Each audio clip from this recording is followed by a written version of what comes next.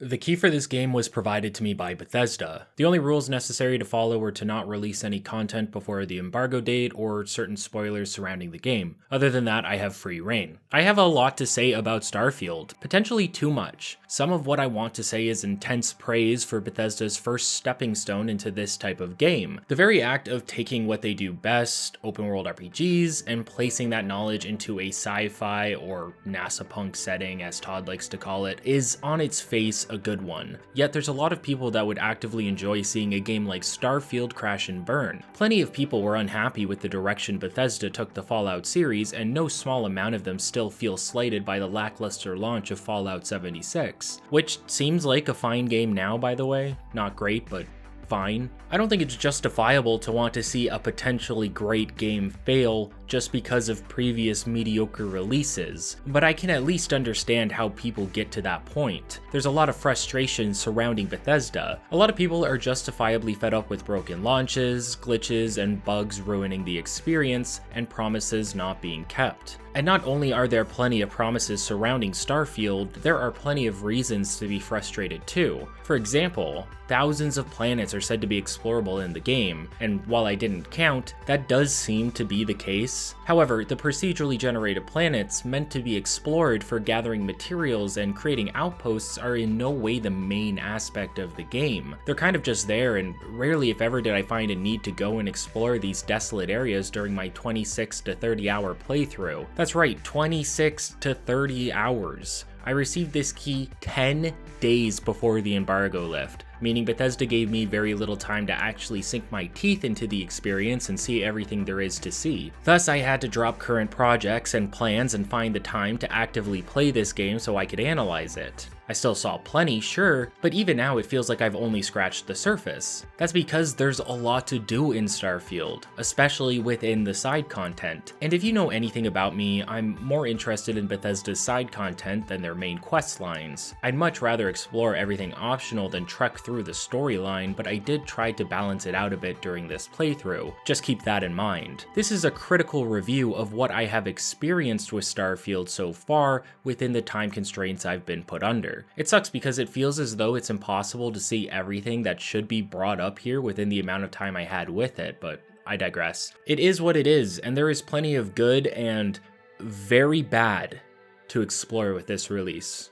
Plenty of very, very bad. If you enjoy this type of content, please consider liking, commenting, and subscribing. Additionally, consider this your minor spoiler warning for some of the early storyline and mechanics that exist within the game. This review will be going over things I experienced, meaning there will be slight spoilers, but I won't be focusing on them heavily, so you can relax and enjoy the video without too much concern. Also, I apologize because I am filming this while incredibly sick, so if it sounds weird, I can't do anything about it, I'm sorry. With that out of the way, I'm Super Rad, and this is Starfield, a critical review.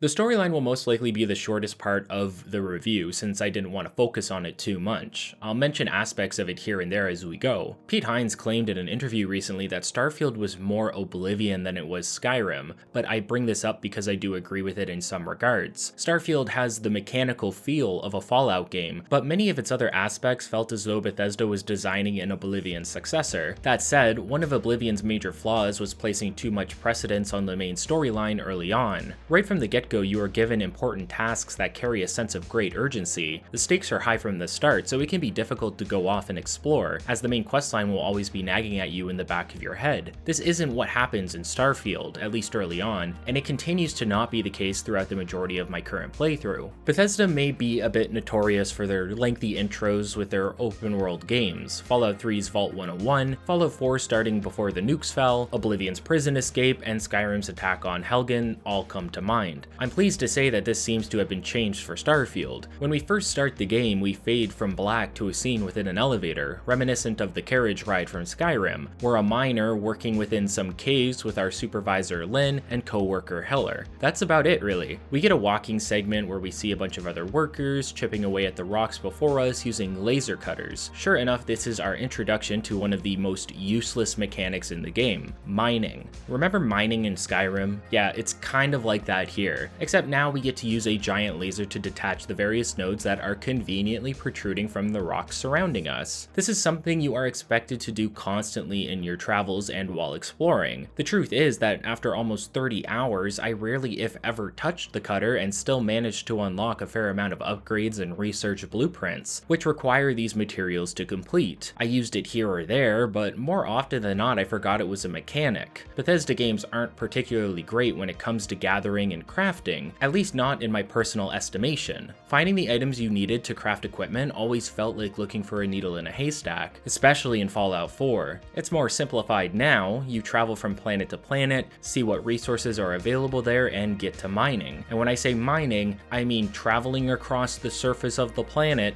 until you find a protruding rock, break it, and repeat. It's not very gratifying and felt tacked on as a means of incentivizing exploration. And this is off topic, but they have a lot of like No Man's Sky, examining planets and getting environmental knowledge so that you can sell it or something. It really felt like all of the No Man's Sky aspects of this game were tacked on as like extra. Now, I found credits easy to come by and plenty of vendors were willing to sell me raw materials, so I didn't have to go out and find them myself. I don't think a mechanic being unnecessary makes it a bad one specifically, as it at least adds to the overall experience. I just remember Bethesda placing such a focus on the mining and gathering and crafting within their gameplay trailers that I expected it to be more at the forefront of the experience. This is almost comically not the case at all. After you get through the mining tutorial, you are tasked with retrieving an artifact from further within the cave system. The supervisor is quick to send us in to retrieve it as it seems to be potentially dangerous. You find the artifact, touch it, and just like every space game before it, you immediately experience a vision of some sort that seems to be thrusting you through the galaxy. You awaken back at base and we get the classic "is this you" character creation setup. Quick and easy, which I can appreciate because it shows Bethesda trying to break the habit of dragging these intros out so much. Character creation and progression is where things can get more interesting. The first thing I'll tell you is that the character and NPC faces are better than they have ever been within a Bethesda product, but they still suffer from the same pitfalls. I call them Play-Doh people here. Oblivion had potato people, Fallout 3 had melted wax face people, and now we have the Play-Doh variation. Up close in specific scenes, characters can look pretty good. Almost real. The effect of seeing the faces within the helmets is done really well here. In fact, faces probably look at their best when within a helmet, which is saying something. Without it, you get very dreary and stiff looking characters where the textures of the face seem to blend and mush together in a way that's hard to explain. Maybe blurry is the right term. Skin looks like clay, expressions are there but stiff as well, and the body animations are more of the same. It's odd talking to people in this game as the NPCs have an uncanny nature to both their visual and vocal presentation, a Bethesda standard that has been amplified in Starfield. The creator itself looks great, however. Most games will add to the graphical quality of your character while developing them and then swap to a lower quality version during actual gameplay. That seems to have been the case somewhat here. There were details I could make out in the creator that seemed near non-existent when I was playing. I'd say it's a noticeable improvement in detail over Fallout 4 at the very least. I like how they worked on the sliders for this entry as well. Not only can you choose preset values for facial aspects such as your chin, jaw, mouth, etc., but you can also blend various shapes together to get those aspects just right. It feels like an upgraded experience from previous games as well. You have plenty of facial customizers from scars to tattoos, and even facial piercings now, so I was able to give myself my septum piercing that makes weird chuds online get mad at me in my comments. That actually happens. That actually happens often. Not only does facial customization provide a lot of range with these features, but you can also edit your body type, walk style, and set your pronouns, meaning you can play the way you identify. Even so, I found the skin tone selection to be incredibly limited. You get light tones to dark tones, but past a certain point, darker skin tones are suspiciously absent. It's interesting to me how willing they were to take the steps to work on gender inclusivity and hairstyle variation, while still leaving gamers of certain skin colors feeling underrepresented. Once you've designed your character how you want them, you get to choose your background. Mechanically, a background gives you 3 starting perks to be active at the beginning of your journey. Bounty Hunter, as an example, gives you piloting, targeting control systems, and boost pack training. Each of these are part of a series of skills. There's plenty within Starfield, each under a specific tree. The trees include physical, social, combat, science, and tech, and you'll only have access to the top of the trees to start. You can gain access to higher tiers of skills by spending skill points in the tree of the tier you want to unlock. This can be done in a couple of ways. You can can spend a skill point to unlock an entirely new skill, or you can spend a point to rank up one you already have unlocked. However, you can't rank up a skill automatically. You must first complete a challenge to be given the opportunity to do so. It's reminiscent of the original Black Ops, where your perks could be upgraded by completing challenges, though there's a lot left to be desired here. For one, the challenges aren't particularly interesting. If you have the security skill, which is used to play through the so-called digi-picking minigame, all it wants you to do is pick a number of locks before you can upgrade it. For the next tier, pick even more locks. Rinse and repeat until you max out the skill if you plan to specialize in it. That's the other major issue. Even when you complete these challenges, you aren't rewarded with the bonus. You still have to expend a skill point in order to upgrade it. Seems less like a reward for completing a challenge to me at this point, but it likely serves as a balancing measure. Starfield is said to have no true level cap. There may be a soft cap at some point, but you can technically level up as much as you want, meaning that you can choose to spread out your skills, specialize in a few, or just go so high in level that you get the best of everything. Leveling is entirely experience-based rather than skill-based, by the way. Killing enemies, picking locks, and discovering new locations award you with experience that lead to your total level. I'm not sure how far you can push the mechanic, but for the first 20 to 30 hours, I tried to specialize in things I started with, while adding a few new skills here and there. It's still a gratifying experience, as many of these skills are built into the major mechanics of the game. The way you operate your ship and how good you are at it will be heavily determined based on how many piloting relating skills you invest in. The backgrounds are varied and help you decide on a gameplay style to focus on your early levels. However, they also affect various other aspects of the game, mostly dialogue. You can use your background for some unique dialogue options here and there, and some people will even mention your previous profession before becoming a miner. There's one final aspect of customization to select before finalizing your character, and that's traits. I have to give Bethesda credit here. The traits were way more interesting in concept than I thought they were going to be. If you're unaware, traits are passive aspects of your character that usually provide a benefit and detriment to balance themselves out. Alien DNA, for example, gives you better health and oxygen capacity at the start of the game, but food items are less effective at healing you. There's companion-based traits, faction-based traits, and just some goofy ones, like you owning a house and you have to pay a mortgage every 2 weeks or something. I didn't end up choosing that one, but I'm very curious about it. I think you can even give your character parents and visit them, which is such a unique feature stuck in traits, meaning only a small subset of players will ever experience it. Definitely helps create a curated experience for your players. Faction traits are the weakest of all of these, though not for a lack of effectiveness. A faction trait or religious trait will get you unique dialogue and better rewards when dealing with that faction, but a worse bounty when breaking the law near other factions. The issue is that, as a new player to Starfield, you have no idea which faction is which, or what religious systems are in place within this universe or game world. This makes these traits feel like dead options until your second playthrough. A New Game Plus does exist, by the way. I'm nowhere near being done, so I have no further insight on it, but it does exist, apparently. Apparently it exists. Personally, I chose the Alien DNA trait to start. Then I grabbed the Wanted trait since you do extra damage when your health is low, but you will periodically be attacked by bounty hunters. And to be clear, these aren't just some one-off random encounters where you are attacked and that's it. There's actual thought that goes into it. Running into a bounty hunter gives you the opportunity to fight them, run, or even bribe them. Tired of having the Wanted trait? You could pay someone off to remove the bounty from your record. You can even pay a doctor to remove the alien DNA from your body too. Traits are not only fleshed out, but can be removed if they are ruining your gameplay experience for a sum of credits, which is very well done. My favorite and final trait is Hero Worshipped. If you've been following the news about the game, you may have heard that the adoring fan from Oblivion marks his return in Starfield. Turns out you need a trait to make that possible, and once activated, you will eventually run into him in New Atlantis and have the option of making him a crew member. It's the same voice actor and everything. I love it. The dude just sits in my spaceship and compliments me all the time while trying to smell my feet or something. Once you've made your character, your mining operation needs to hand over the artifact to the individual who paid for the job to be done in the first place. This is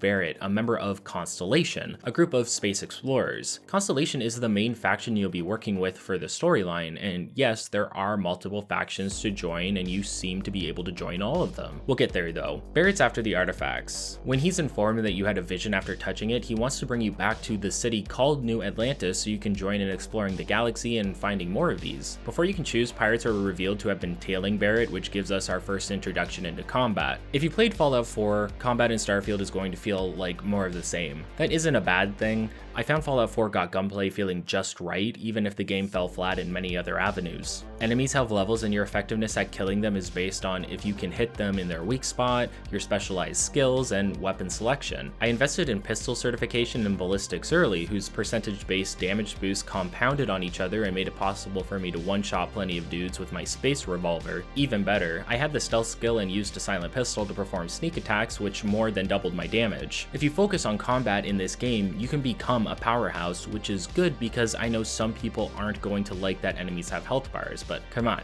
it's a Bethesda RPG. Enemies are going to have health bars. Headshots don't auto-kill in this game. We aren't playing Call of Duty here. Shooting a gun feels good in Starfield. It feels satisfying. And luckily for a futuristic space RPG, I found myself equally enjoying the ballistic side of the weapon selection as well as the more high-tech and laser-based varieties. Maybe that'll change further in the playthrough. When it comes to personalization though, I have good or bad news depending on how you felt about the Fallout 4 equipment customization. There's going to be a lot more of that here too. You hit up a workbench, see if you have the materials, and install a variety of mods onto your weapon that change its look and effectiveness. And just like Fallout 4, I found myself underutilizing this mechanic for most of my playthrough. Through your exploration, you'll find already customized weapons. Some of these are rare, epic, or even legendary. I found it much more entertaining to go out and complete side quests, getting rewarded with powerful equipment, rather than gathering resources to customize my own. It just never feels necessary or satisfying to take part in the game's crafting system. The best part of crafting in Fallout 4 was when you were working on your power armor, but power armor doesn't exist here. Instead, we get clothing and spacesuits. Clothing could be anything, but usually it's a full outfit with the option of a hat. Some outfits cover your entire body, including your head. They provide minor defensive bonuses and some passive buffs, usually. Where the majority of your defense comes from is your spacesuit, of which there are a variety of to find during your travels. Spacesuits can look like anything from old school NASA astronauts to futuristic cyberpunk ninja warriors or whatever this is. I don't know if that's considered cyberpunk, to be honest with you. It's NASA punk.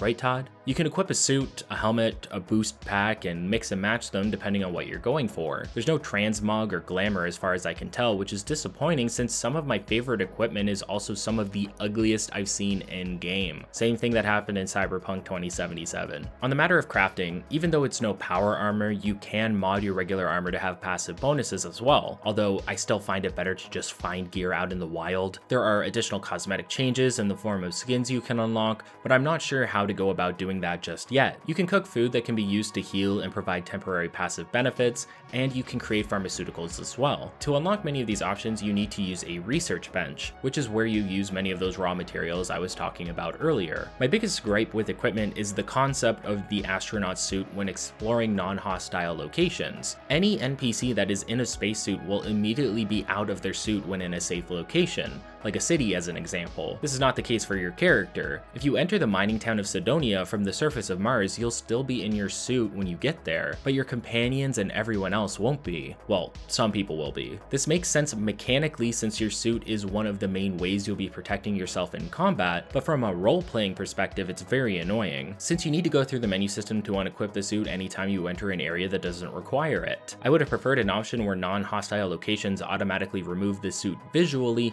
but allow you to keep the stats at the same time. Visually, weapons and equipment look amazing. Truly, the textures on gear is superb, and every weapon looks both unique and futuristic, even when looking at something like a basic assault rifle. The textures are less impressive throughout the environment or even on the characters themselves, but clothing and weapons seem to be meticulously detailed, which is good because you'll be spending a lot of time interacting with people and objects, even more than you will be exploring, believe it or not. Once Barrett realizes we had that vision, he wants us to join Constellation, but he feels responsible for the pirates and stays behind to defend the mining colony, meaning he gives us his ship and robot companion to take to New Atlantis. This is where the game first starts to open up for real. You're softly recommended towards New Atlantis to start, where the game expects you to join Constellation before working your way through the rest of the content. On your way, however, you're able to get experience with space travel and combat in the form of a pirate base waiting to get got. Listen, the game isn't a simulation. I really don't want you guys to go into Starfield expecting elaborate mechanics and systems that will facilitate your dream of being a space explorer and living off the land of various plants, etc. This is a Bethesda game.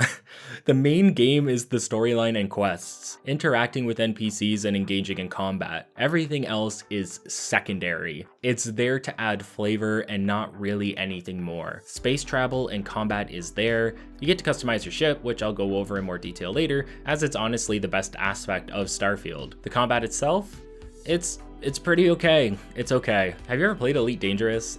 It's kind of like that. If not, you have a variety of systems and a reactor that powers them. You get to choose where the power gets spread to. If you want to go fast, take some power from your shields and place it in your engines. Then, when in a dogfight, you can take out enemies by maintaining a speed that is optimal for maneuvering. When I say this isn't a simulation, this is part of what I mean. Space combat is cool, and some management mechanics are there, but you don't really need to focus on them. Even if you are flying full speed and having trouble maneuvering around your enemy, the game doesn't punish you for this. Instead, auto-correcting your speed to optimal levels to more seamlessly manage a combat situation. That isn't a problem, but it does set the perspective of what the game expects of us. Not a simulator, just an RPG power fantasy in space. And it's good to keep that in mind so you aren't expecting something else. Would you believe me if I told you I barely have a reason to actually fly through space in this game? There's rarely a point. Planet hopping is almost entirely fast traveling, and you can do that anywhere, even in interiors. Want to land in another city on another planet? Open up your star map, select the galaxy, select the planet,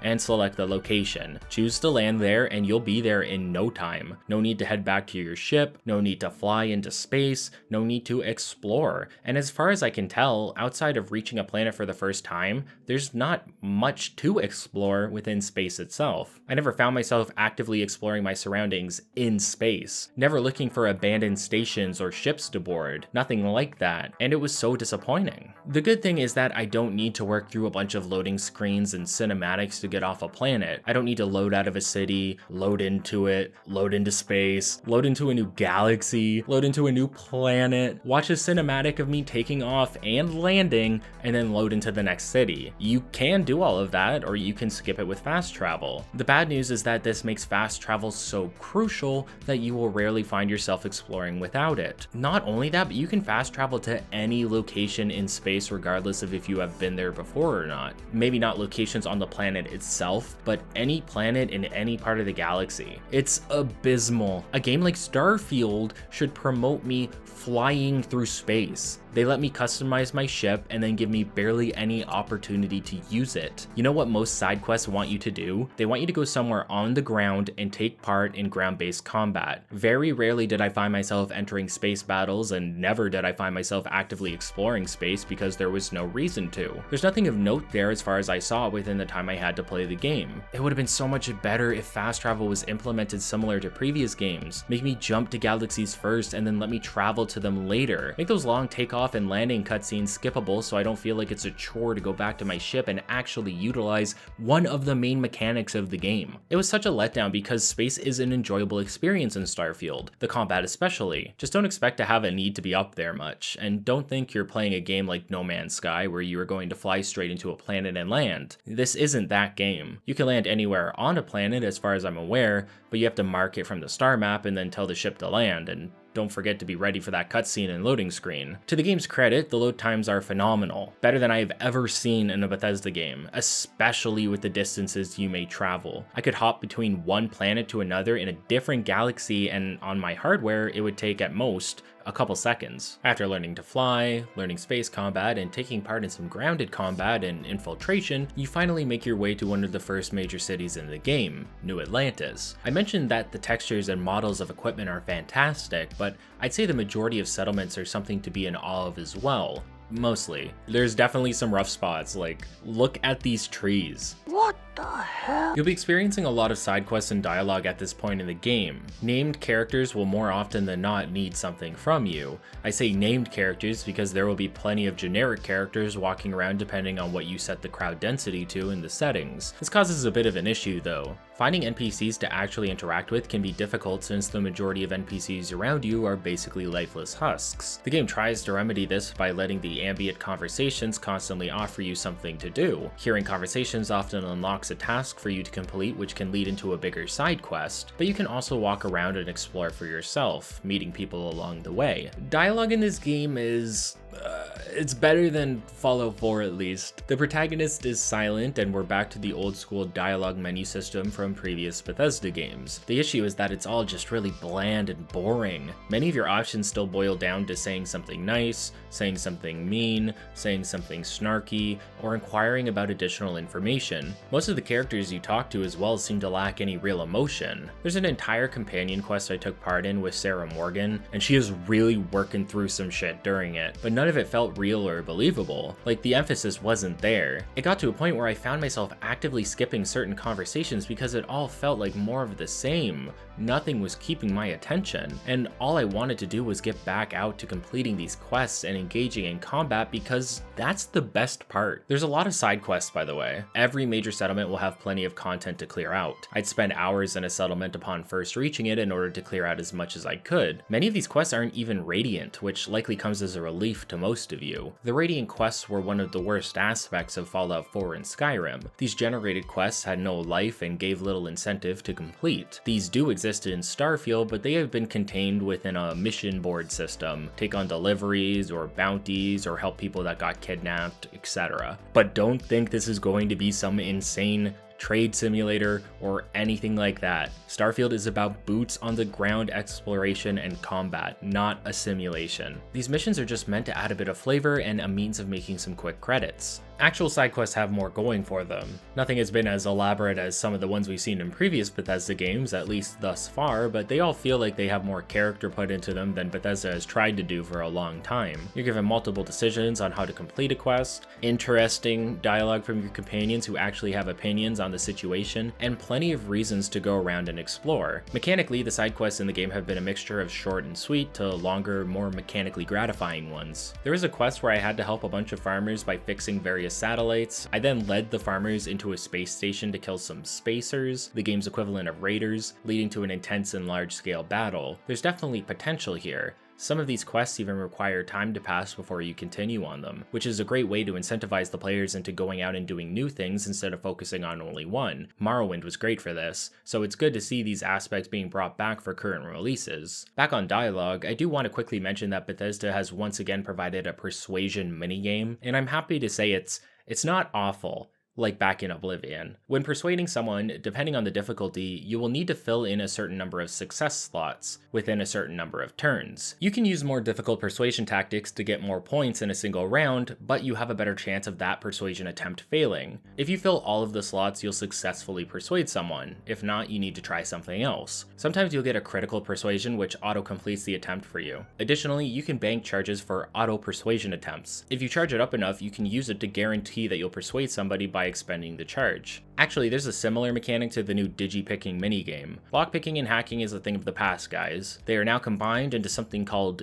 digi-picking. A digi-pick is expended upon use whether you are successful or not, so you really need to keep a lot of them in stock if you plan on stealing a fair amount. The minigame works by having a set of circles with spaces spread throughout. You tend to find combinations off on the right and rotate them into their correct spots so that you can work your way into the inner circles. This gets easier at higher security skill levels, as you will be able to see which combinations go into which of the circles. It's not always that easy though. Certain combinations can work in any of the inner or outer circles, meaning you have to plan ahead by rotating everything and seeing what works while eliminating what doesn't. If you make a mistake, you can undo it, but undoing something costs you another digipick. Once you get the hang of it, it's not so bad, but I was actively surprised to see Bethesda incorporate this rather mentally intensive puzzle into something you would be doing so often. There's plenty to unlock throughout your journey, so you're going to be playing this minigame all the time, and that can get exhausting, especially at higher lock levels. I wouldn't blame you if you just skip some from time to time. Relevant to side quests, there seems to be various factions in the game, a la Mages Guild, Fighters Guild, etc. Obviously, that's not a perfect comparison here. More accurately, you'll seem to be able to join up with various military or political factions. UC or United Colonies have a Vanguard program where you can join up to serve in their military in order to gain citizenship. The process for joining is completing a flight simulation and a test mission, but it leads into a more interesting story focused around the game's Deathclaw equivalent known as Terramorphs, and the mysteries surrounding them.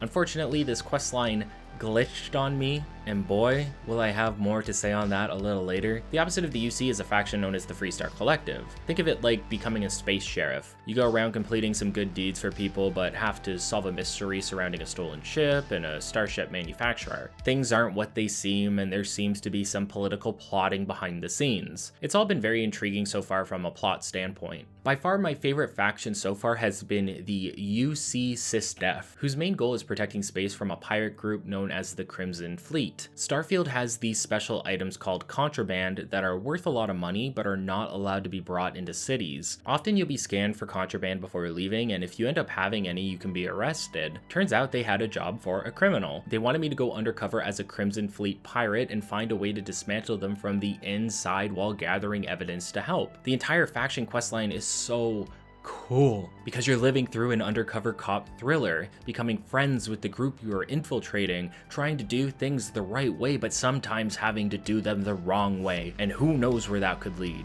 You're a loose cannon, super rad. Turn in your badge and your gun. The entire concept of going to jail for contraband being the trigger to start the faction really reminded me of the Thieves Guild in Oblivion because it was a similar setup. There's even a faction where you apply for a job to work in a mega corporation called Ryujin Industries. That's right, you get to deliver coffee to some suits in space.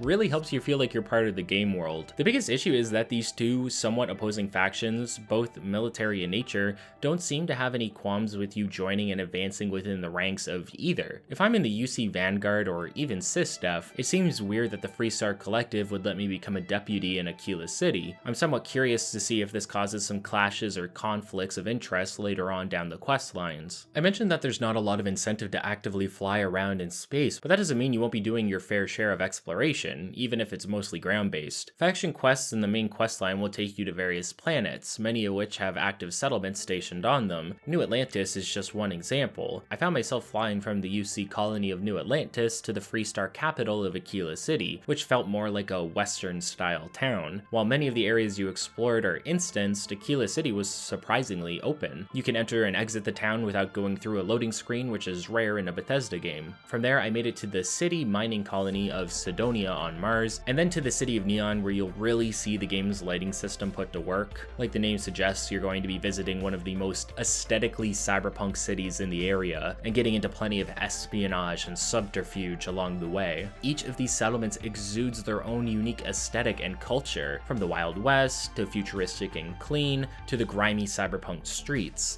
In terms of settings, Starfield has them all, way more than I intend to give away to you in this video. If you were worried about level scaling, don't be. It doesn't seem to exist as far as I can tell. Instead, each galaxy has a suggested level when exploring it. I've seen some as high as 70, which suggests that you'll be leveling up a lot during your travels. One of the things you'll be doing when landing at the settlements is stopping by ship services, where you'll be able to fully customize your ship. I believe in terms of all aspects of Starfield, the shipbuilding is potentially one of the best. One of the most interesting. I've definitely sunk the most time into it over other mechanics outside of side quests. I love it. It's like playing with Lego, just plop pieces off and throw them to the side and then attach something else. Ships are fully modular and freeform. All you need to do is make sure you follow certain rules so that it can land properly, have weapons, and you can access the cockpit, all of which the game warns you of as you're building. If a requirement isn't met, the UI provides a fairly unobtrusive note until it is. It's also one of the biggest money sinks in the game outside of maybe buying a player home, which also seems to mark its return in a Bethesda game. Ship parts are obviously expensive, and the better they are, the more they're going to cost, meaning you have to not only balance what will make your ship be effective, but what you can afford as well. You need a good reactor, you need a grav jump drive to get you across galaxies, you need shields and fuel, maybe you need cargo containers for more inventory space. Want to have a large ship to explore? Add a bunch of habitat modules, add a research center, a workshop, a captain's quarters, almost anything you want. And then you can actively walk around in it and talk to your crewmates and companions. You can be flying in space, then just get up from the pilot seat and walk around, no matter where you are. It's great. It's almost overwhelming with how much there is to add to your ship, especially with weapons. Most ships have shields, so you want laser weapons to blast through those, and then ballistic weapons to take the ship out properly. You can have a variety of different weapon types on your ship and assign the buttons that fire them. If you have 3 lasers attached, you can set the lasers to your mouse button and they'll all fire when you press it. Add some cannons, add some missiles, add some I think electromagnetic weapons? Go crazy. Space combat is fun. I just wish there was more reason to take part in it. You can even unlock a skill that lets you target specific parts of a ship, meaning you can disable their engines and then dock onto their ship and kill everyone inside without destroying the craft. How sick is that? You can actively dock onto and explore other ships. I love it. I love it. I love it. It's so good.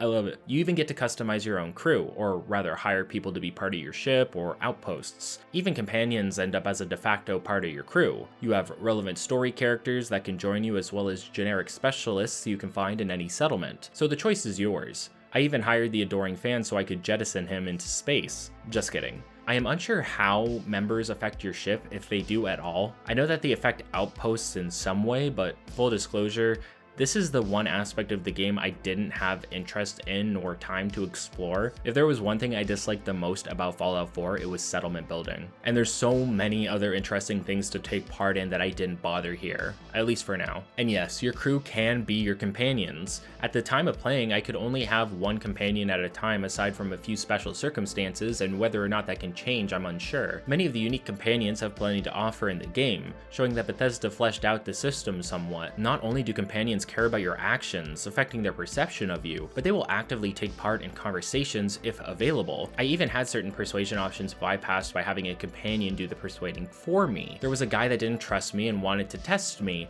and then Sarah Morgan here vouched for me so I didn't have to do it. I love that. It makes companions feel like an active part of the journey and not just a combat buddy. As you may expect, companions have growth and quest lines to take part in. As of writing this, I have only completed the companion quest for Sarah Morgan, but there seem to be several other companions you can find along the way. There's even romance if you're into that, but it does leave a lot to be desired. I was with Sarah for only a couple days and all I had to do was use the flirt option a couple of times and complete her companion quest. Next thing I know, we're in love and with one another, and then immediately after that, no joke, immediately after the conversation where we decide to be together, she basically proposes to me. I feel like there should have been some time in between those two conversations. Companions are great for their usefulness and utility, but they don't quite feel like real people, and I can't relate to them all that well, likely due to the writing issues I mentioned earlier. Personality is not a major aspect of the individuals you will be interacting with in Starfield.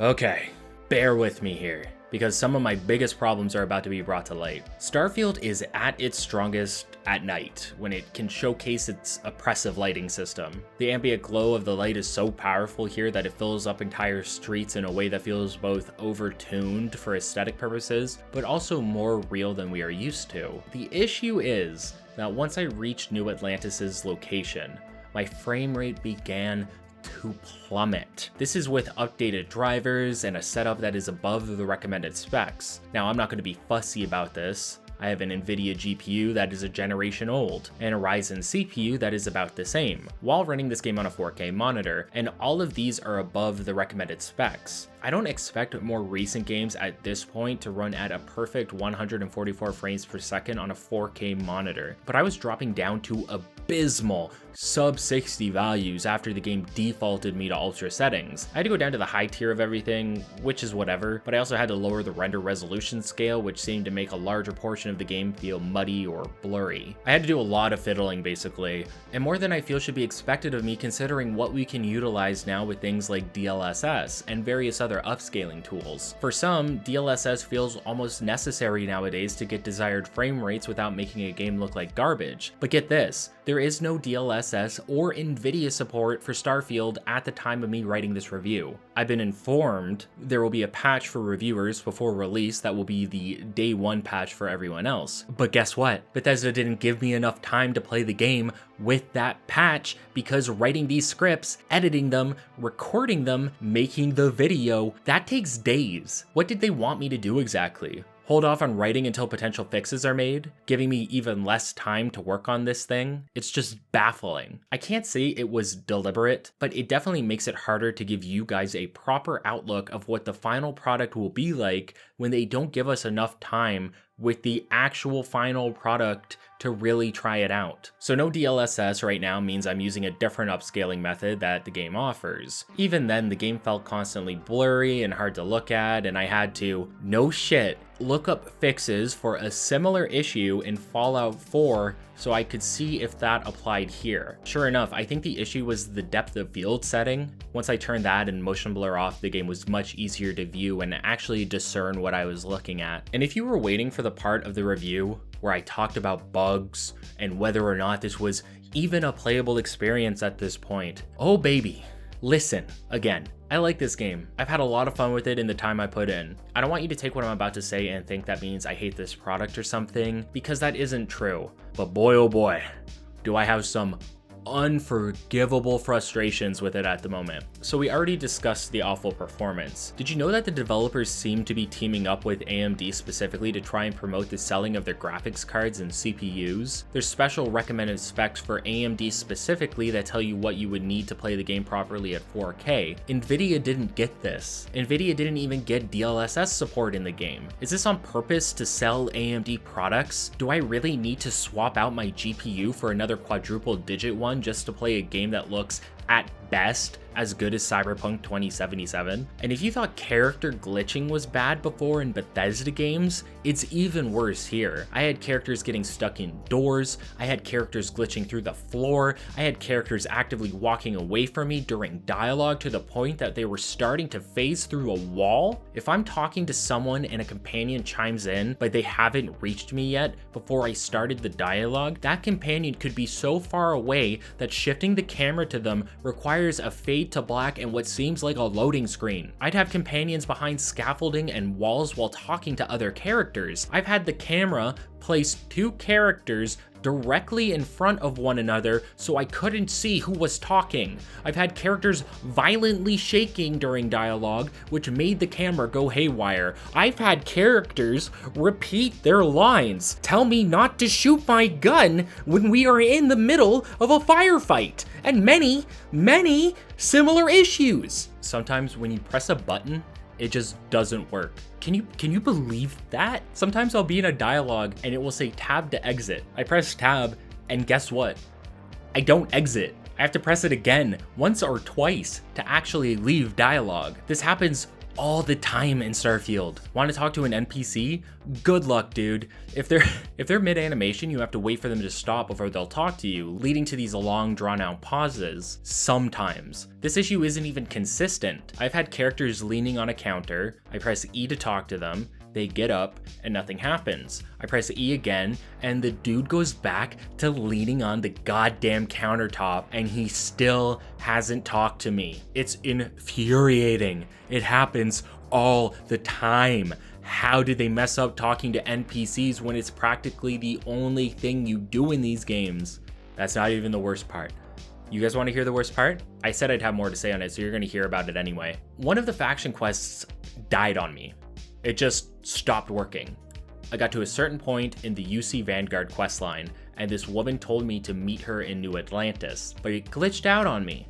I completed the current quest, yet didn't get the follow-up quest, so this woman just stayed on Mars instead of going to New Atlantis, and was permanently stuck there, uninteractable for the rest of the game. I had to email a Bugthesda employee about this, and they didn't know what to do. And at first it sounded like we were going to look into this because they asked for my save file, and when I asked how to give them my save file, I never heard back from them. Then during my playthrough, I somehow spawned in an extra waypoint. The game has a waypoint that directs you towards your currently selected quest, but I now had an additional waypoint that always pointed towards my ship, no matter what quest I had selected. I ended up in Neon, and I was flooded with waypoints. Like, look at this. I don't even have a quest selected at this point. What is going on, Todd? What happened to my game, Todd?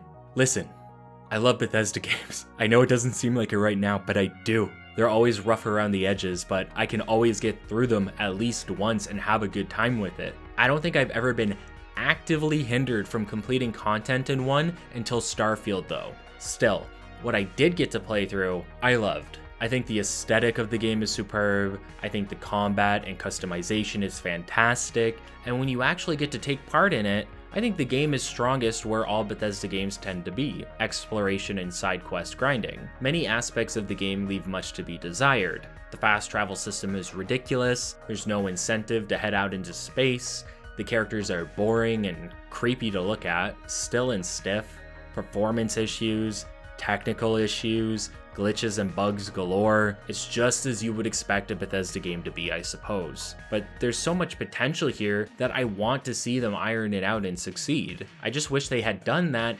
before the game had released, instead of after. Oh well, nothing a few hundred mods won't be able to fix, I guess. Thanks, Todd. It's not all bad though. Like I said, I still found the game fun and enjoyable. I was just hindered by awful bugs and glitches in a way I haven't been in previous Bethesda titles. I can't, in good faith, suggest getting this game until the issues are known to be fixed. Maybe when the day one patch is out, I'll see if it fixed my issues and update the description/pinned comment. If you found this review helpful, scathing, overly long, amazing, or garbage, please feel free to leave a comment with your thoughts. Maybe a like and a subscribe too, if you're feeling crazy. It supports me in continuing to make this content for you all.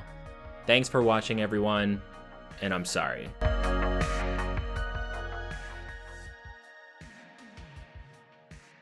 Hey, thank you so much for watching and making it to the end of the video. I am super rad, and this is the Patreon section of the video. I don't know if you can tell, I said it at the beginning of the video, but I'm incredibly sick right now. I have the cough of a lifetime, and my ears, both of them, are infected currently, so I actually can't hear very well out of either. Even my own voice is incredibly muffled. That's why I was really worried about how the audio came out in this one, and I actually won't know how it came out even when it releases because I can't hear it properly. So hopefully it's okay. I had to get this out for the embargo date, so I'm praying that it's all right. And thank you for watching. Feel free to let me know if there's an issue in the comments. I can't control it, but yeah, let me know. Again, this is the Patreon section. You should already be seeing names here.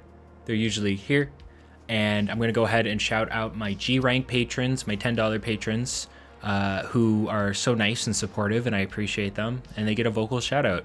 So Frank Santarelli, Wooly, Ralcar, Prime XD, Ashtray, Key Mason, Moal Kasemi, Captain Zeba, Cyberworm, Jonathan, Strangely, Lude Hifumi, Rosal Leo, and Mr. Janky. Thank you so much for supporting the video and my channel and all of that. I really appreciate it. Extra shout out to Mr. Janky, who proofread the script for this review video and also proofread multiple other scripts in the past, and proofread the Fable video that's coming out after this one.